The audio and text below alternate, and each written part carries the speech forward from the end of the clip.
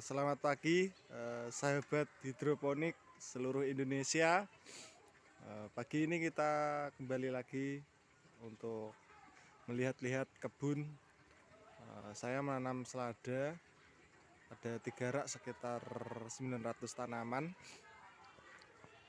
Nah, kita ini sedang jam 8 pagi dan terlihat sinar matahari sudah mulai menyinari tanaman dan sebagian masih ada yang tertutup oleh pohon jati. Lihat, jadi memang bentuk kebunnya belum ideal karena masih ada pepohonan di sekitarnya.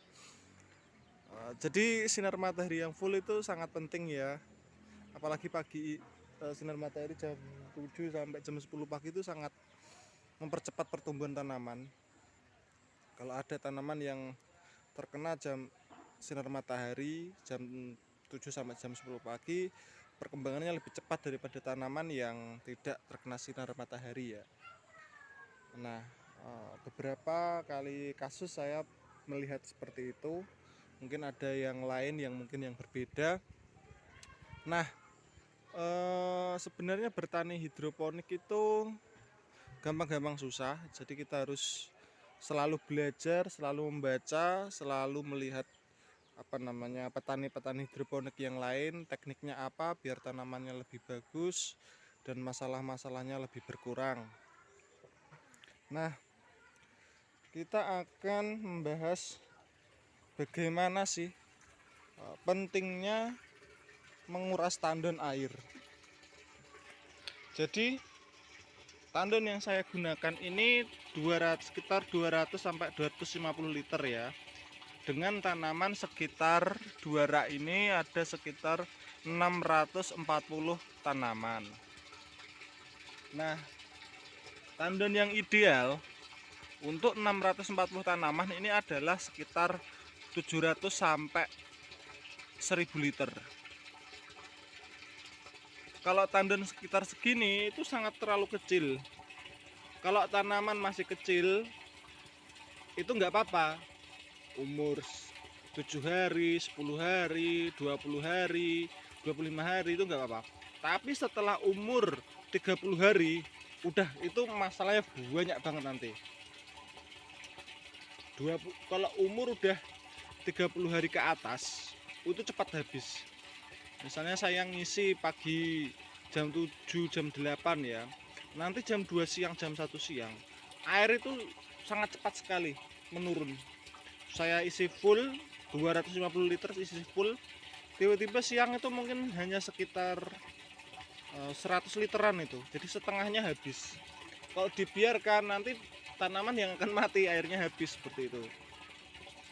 Jadi kita harus pintar-pintar untuk peduli sama tanaman. Jadi siang harus kita isi lagi, boros nutrisi juga, boros air.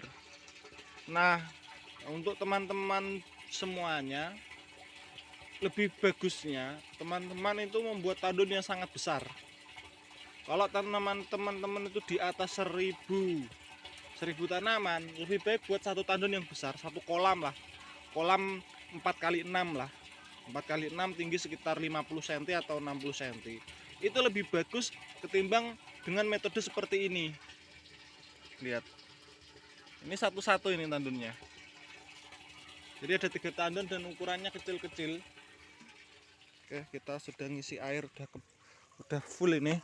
Dan kita lihat nanti siang dia akan habis. Karena ukuran tandon yang itu hanya 120 liter. Ini kemarin saya isi full dan tinggal segini. Ternyata ukuran tandon itu sangat penting sekali. Jangan sampai kita bertani hidroponik itu setengah-setengah ya. Nanti bakal lebih banyak ruginya daripada untungnya. Seperti itu.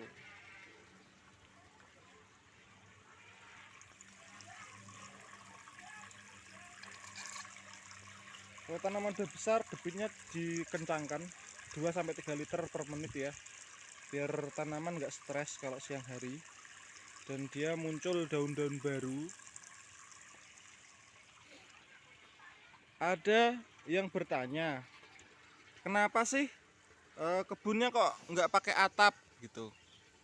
Masalahnya nanti banyak ada hama kutu. Kalau hujan pasti daunnya pada rontok. Awal-awalnya dulu gitu. Dulu saya itu nanam selada Bohemia, Batavia. Kalau hujan jangan nanam Batavia kalau atap beratapkan langit gini. Karena daunnya rawan rontok. Karena ketika dia masih kecil umur 7 sampai 10 hari, dia sangat rapuh daunnya. Lebih baik mencari bibit-bibit selada yang lokalan. Kalau selada yang lokalan dia kena hujan, eh, kecil kemungkinan daunnya akan patah. Dia karena daun dia teksturnya lebih tebal dan lebih kuat dahannya. Kemudian ada yang tanya gini, nanti banyak hama kutu-kutuan yang masuk ke kebun. Kalau kita nanam sawi, memang hamanya luar biasa banyak. Kalau dengan atap beratapkan langit.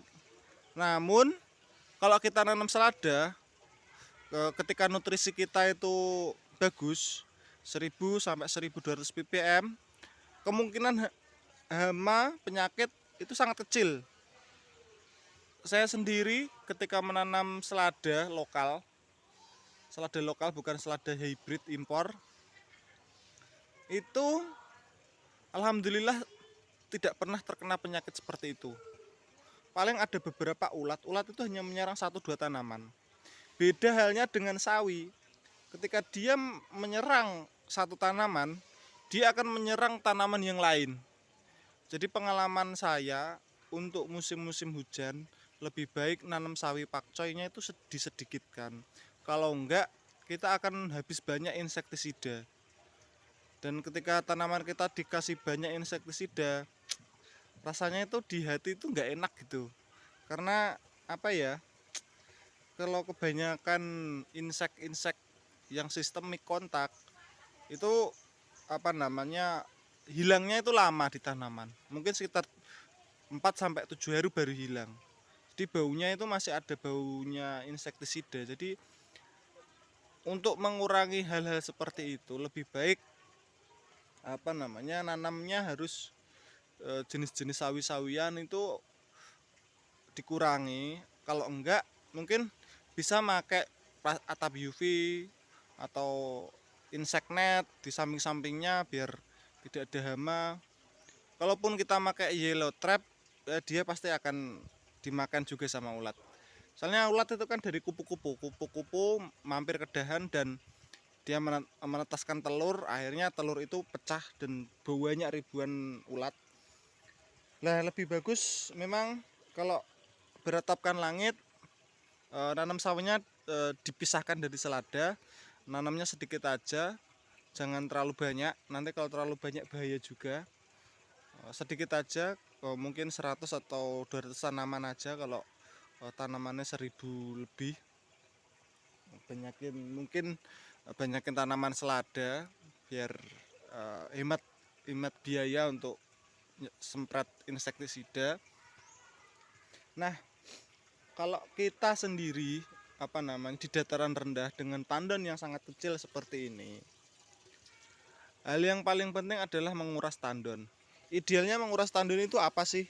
Idealnya, jadi kalau kita dengan tandon kecil, tanaman kita lebih dari, kalau 640 tanaman berarti tandonnya minimal ya 600 liter atau 700 liter. Kalau tandon cuma 250 liter, dia akan airnya cepat kotor. Kalau kita panen misalnya 10 atau 20 tanaman, kalau tidak disaring airnya, dia pasti apa namanya nutrisinya udah rusak itu, dan tanaman akan layu-layu. Nah, layu itu bisa disebabkan banyak hal. Bisa karena kebanyakan nutrisi, bisa pH-nya terlalu tinggi, bisa, atau terlalu rendah juga bisa. Air yang sangat keruh bisa, jamur juga bisa, lumut ganggang juga bisa. Jadi persoalan itu macam-macam. Nah, kalau kita misalnya ngisi nutrisi full ya 200 liter, ngisi nutrisi, ngisi air 200 liter dan nutrisinya udah bagus 1000-1200 ppm. Kita lihat tanaman kita. kok dalam jangka waktu 4 sampai 5 hari nggak ada pertumbuhan, stagnan. Kita cek pH-nya tinggi, oke kita rendahkan. Udah direndahkan, tapi kok masih kuning juga. Kita tanya-tanya, oh mungkin kekurangan magnesium, kekurangan ferrum, kekurangan unsur makro atau mikro, kita tambahin unsur makro atau mikro. Tapi kok nggak selesai-selesai juga. Kita lihat lumutnya, terus bentuk airnya keruh apa enggak. Kalau udah keruh, banyak lumutnya, wah itu kemungkinan besar keracunan ganggang itu, racun dari ganggang atau lumut yang menyerang tanaman. Jadi lebih baik langsung dikuras. Saya pernah nyoba beberapa kali, ini yang kurang apa airnya kita habis biaya sendiri untuk apa namanya, untuk beli ini beli itu, beli penurun pH dan sebagainya. Akhirnya biaya kita makin mahal, lebih baik langsung kuras saja. Kalau air udah kotor langsung kuras, jangan nunggu gejala ini itu gitu. Jadi kalau misalnya ya tanaman ini 3 hari pertumbuhannya stagnan, saya lihat nutrisinya kurang apa enggak, saya tambahin nutrisi dan dia tumbuh normal, oke, berarti tanaman ini kekurangan nutrisi. Tetapi kalau sudah saya kasih nutrisi banyak, pH-nya udah bagus, semuanya nggak ada apa-apa, tiba-tiba air keruh, langsung saya kuras. Jadi jangan nunggu masalah terlalu banyak. Nanti kalau kita tunggu banyak, kita eman ya nutrisinya kok saya buang-buang. Ya begitulah petani hidroponik. Jadi memang harus cepat ya dalam bertindak, karena kalau enggak kita akan semakin banyak ruginya gitu. Oke, terima kasih banyak kawan-kawan. Selamat pagi semuanya.